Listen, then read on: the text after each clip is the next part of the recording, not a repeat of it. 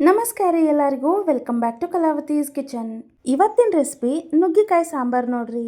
ಒಂದು ಸಲ ನಾವು ನಿಮ್ಗೆ ತೋರಿಸ್ಕೊಡತ್ತಿರುವಂತಹ ವಿಧಾನದಾಗ ಈ ಸಾಂಬಾರನ್ನ ಟ್ರೈ ಮಾಡಿದ್ರಿಪ್ಪ ಅಂತಂದ್ರೆ ಅನ್ನಕ್ಕಿಂತ ಸಾಂಬಾರನ್ನ ಜಾಸ್ತಿ ಖಾಲಿ ಮಾಡ್ತಾರೆ ನೋಡ್ರಿ.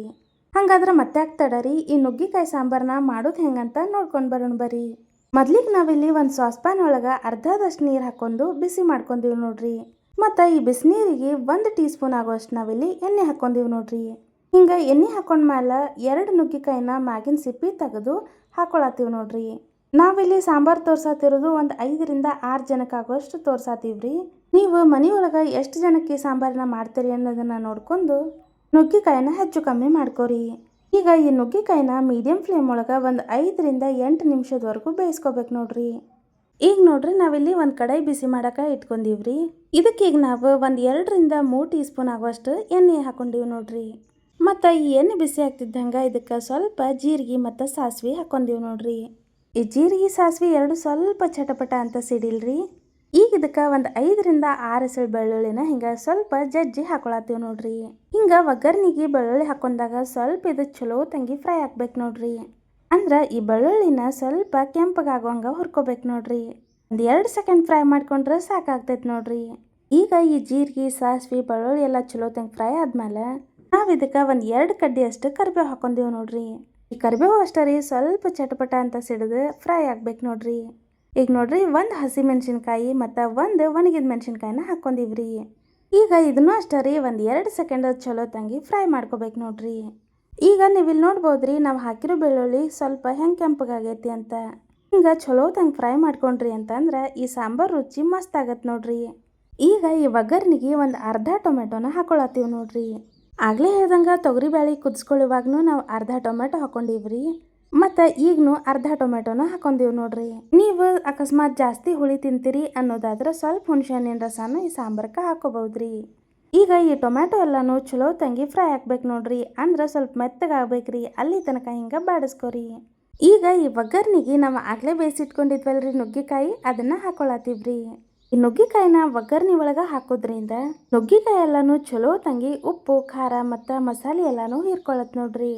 ಈಗ ಹಿಂಗೆ ನುಗ್ಗಿಕಾಯಿ ಹಾಕೊಂಡ್ಮೇಲೆ ನಾವು ಇದಕ್ಕೆ 1-2 ಚಿಟಿಕೆ ಅಷ್ಟು ಅರಿಶಿನ ಪುಡಿ, 1-2 ಚಿಟಿಕೆ ಅಷ್ಟು ಇಂಗ್ ಮತ್ತು 1-2 ಟೀ ಸ್ಪೂನ್ ಅಷ್ಟು ಸಾಂಬಾರ್ ಪುಡಿ ಮತ್ತು ಇದ್ರ ಜೊತೆಗಿನ 1 ಟೀ ಸ್ಪೂನ್ ಅಷ್ಟು ಅಚ್ಚ ಖಾರದ ಪುಡಿನೂ ಹಾಕೊಂಡೀವಿ ನೋಡ್ರಿ.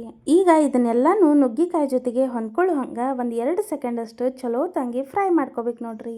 ಹಿಂಗೆ ಮಾಡ್ಕೊಳ್ಳೋದ್ರಿಂದ ಮಸಾಲೆ ಎಲ್ಲಾನು ಚಲೋ ತಂಗಿ ಫ್ರೈ ಆಗತ್ರಿ. ಮತ್ತು ಈ ನುಗ್ಗಿಕಾಯಿ ಎಲ್ಲಾನು ಚಲೋ ತಂಗಿ ಉಪ್ಪು ಖಾರ ಮಸಾಲೆ ಎಲ್ಲಾನು ಹೀರ್ಕೊಳತ್ ನೋಡ್ರಿ. ಹಾಗಾಗಿ 1-2 ಸೆಕೆಂಡ್ ಇದನ್ನು ಚಲೋ ತಂಗಿ ಫ್ರೈ ಮಾಡ್ಕೋಬೇಕಾಗತ್ತೆ ನೋಡ್ರಿ.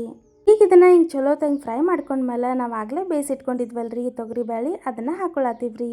ಈಗ ಹಿಂಗೆ ತೊಗರಿಬೇಳೆ ಹಾಕಿದ್ಮೇಲೆ ಒಂದು ಸಲ ಚಲೋ ತಂಗಿ ಇದನ್ನೆಲ್ಲ ಮಿಕ್ಸ್ ಮಾಡ್ಕೋಬೇಕ್ರಿ. ಮತ್ತು ನಿಮ್ಗೆ ಈ ಸಾಂಬಾರ್ ಕನ್ಸಿಸ್ಟೆನ್ಸಿ ಹೆಂಗೆ ಬೇಕು ಅನ್ನೋದನ್ನು ನೋಡಿಕೊಂಡು ನೀರನ್ನ ಸೇರಿಸ್ಕೊರಿ. ನಾವಿಲ್ಲಿ 1 ಗ್ಲಾಸ್ನಷ್ಟು ನೀರು ಸೇರಿಸ್ಕೊಂಡೀವಿ ನೋಡ್ರಿ. ನಾವು ಈ ಸಾಂಬಾರನ್ನ ಅನ್ನಕ್ಕೆ ಮಾಡತ್ತಿರೋದ್ರಿಂದ ಸ್ವಲ್ಪ ತೆಳ್ಳಗೆ ಮಾಡ್ಕೊಳತ್ತೀವಿ ನೋಡ್ರಿ. ಈಗ ಈ ಸಾಂಬಾರ್ಗೆ 1-2 ಟೀ ಸ್ಪೂನ್ ಆಗೋಷ್ಟು ಹಸಿ ಕೊಬ್ಬರಿ ತುರಿನ ಹಾಕೊಂಡೀವಿ ನೋಡ್ರಿ. ಹಿಂಗೆ ಕೊಬ್ಬರಿ ತುರಿ ಹಾಕೊಂಡ್ಮೇಲೆ ಒಂದು ಸಲ ಇದನ್ನು ಚಲೋ ತಂಗಿ ಮಿಕ್ಸ್ ಮಾಡ್ಕೊಳ್ರಿ. ಮತ್ತು ಬೇಕಾದ್ರೆ ಇನ್ನೊಂದು ಸಲ ಸಾಂಬಾರ್ ಕನ್ಸಿಸ್ಟೆನ್ಸಿನ ಹಿಂಗೆ ಚೆಕ್ ಮಾಡ್ಕೋರಿ. ಮತ್ತು ಉಪ್ಪು ಖಾರ ಏನಾರ ಕಡಿಮೆ ಆಗಿದ್ರೆ ಇವಾಗನ ಹಾಕೋರಿ. ನೀವಿಲ್ಲಿ ನೋಡ್ಬೋದ್ರಿ ಈ ಸಾಂಬಾರ್ ಕನ್ಸಿಸ್ಟೆನ್ಸಿ ಹೆಂಗೈತಿ ಅಂತ. ನಾವಿಲ್ಲಿ ಈ ಸಾಂಬಾರನ್ನ ಅನ್ನಕ್ಕೆ ಮಾಡತ್ತಿರೋದ್ರಿಂದ ಸ್ವಲ್ಪ ತೆಳ್ಳಗನ ಮಾಡತ್ತೀವಿ ನೋಡ್ರಿ. ಇಲ್ಲ ನಿಮ್ಗೆ ಈ ಸಾಂಬಾರ ಗಟ್ಟಿ ಬೇಕಂತಂದ್ರೆ ನೀರು ಹಾಕೊಳ್ಳುವಾಗ ಸ್ವಲ್ಪ ಹಾಕೋರಿ. ಈಗ ಈ ಸಾಂಬಾರನ್ನ ಒಂದು 5 ರಿಂದ 8 ನಿಮಿಷದ ತನಕ ಚಲೋ ತಂಗಿ ಕುದಿಸ್ಕೋಬೇಕು ನೋಡ್ರಿ. ಹಿಂಗೆ ಈ ಸಾಂಬಾರನ್ನ ಕುದಿಸ್ಕೊಳ್ಳುವಾಗ ಆದಷ್ಟು ಲೋ ಫ್ಲೇಮ್ ಒಳಗೆ ಕುದಿಸ್ಕೊಳ್ರಿ. ಹಿಂಗೆ ನಿಧಾನಕ್ಕೆ ಲೋ ಫ್ಲೇಮ್ ಒಳಗೆ ಈ ಸಾಂಬಾರನ್ನ ಕುದಿಸ್ಕೊಳ್ಳೋದ್ರಿಂದ ಈ ಸಾಂಬಾರದ ರುಚಿ ಹೆಚ್ಚಾಕೈತೆ ನೋಡ್ರಿ. ನೀವು ಈ ಸಾಂಬಾರನ್ನ ಇಡ್ಲಿ ದೋಸೆ ಮತ್ತು ಪೂರಿ ಮತ್ತು ಅನ್ನಕ್ಕೂ ಮಾಡ್ಕೋಬೋದು ನೋಡ್ರಿ. ಮತ್ತು ನಾವು ಮೊದಲಿಗೆ ಇಲ್ಲಿ ಉಪ್ಪು ಹಾಕೊಂಡಿಲ್ರಿ. ಈ ಸಾಂಬಾರು ಕುದಿಯುವಾಗ ಉಪ್ಪು ಹಾಕೊಳತ್ತೀವಿ ನೋಡ್ರಿ. ನಿಮಗೆ ರುಚಿಗೆ ಎಷ್ಟು ಬೇಕೋ ಅಷ್ಟು ಉಪ್ಪನ್ನು ಸೇರಿಸ್ಕೊರಿ. ಹಿಂಗೆ ಒಂದು 5 ರಿಂದ 8 ನಿಮಿಷ ಈ ಸಾಂಬಾರನ್ನ ಕುದಿಸ್ಕೊಂಡ್ಮೇಲೆ ಲಾಸ್ಟಿಗೆ ಸ್ವಲ್ಪ ಸಣ್ಣಕ್ಕೆ ಕಟ್ ಮಾಡಿದಂಥ ಕೊತ್ತಂಬರಿ ಹಾಕೊಳ್ರಿ. ಮತ್ತು ಈ ಸಾಂಬಾರು ಬಿಸಿ ಆಗಿರುವಾಗನ ಅನ್ನದ ಜೊತೆಗೆ ಸರ್ವ್ ಮಾಡಿರಿ. ಈ ಚಳಿಗಾಲಕ್ಕಂತೂ ಬಿಸಿ ಬಿಸಿಯಾಗಿರುವಂಥ ಅನ್ನ ಸಾಂಬಾರು ಮಸ್ತ್ ಮಜಾ ಕೊಡ್ತೈತೆ ನೋಡ್ರಿ. ನೋಡಿದ್ರಲ್ರಿ ಈ ನುಗ್ಗಿಕಾಯಿ ಸಾಂಬಾರು ಮಾಡೋದು ಎಷ್ಟು ಈಸಿ ಆಗಿತ್ತು ಅಂತ. ಈ ಸಾಂಬಾರನ್ನ ಮನೆಯೊಳಗೆ ಒಂದು ಸಲ ಟ್ರೈ ಮಾಡ್ರಿ. ಮತ್ತು ಅಷ್ಟೇ ಅಲ್ರಿ, ರುಚಿ ಹೆಂಗಿತ್ತು ಅನ್ನೋದನ್ನು ಕಮೆಂಟ್ ಮಾಡಿ ತಿಳಿಸ್ರಿ. ಈ ರೆಸಿಪಿ ನಿಮ್ಗೆಲ್ಲರಿಗೂ ಇಷ್ಟ ಆಗೈತಿ ಅಂತ ಅನ್ಕೋತೀವ್ರಿ. ರೆಸಿಪಿ ಇಷ್ಟ ಆಗಿದ್ರೆ ನಮ್ಮ ಯೂಟ್ಯೂಬ್ ಚಾನಲ್ನ ಸಬ್ಸ್ಕ್ರೈಬ್ ಮಾಡ್ಕೋರಿ. ಮತ್ತು ಈ ಒಂದು ವಿಡಿಯೋ ನೋಡಿದ್ದಕ್ಕೆ ಧನ್ಯವಾದಗಳು ರೀ.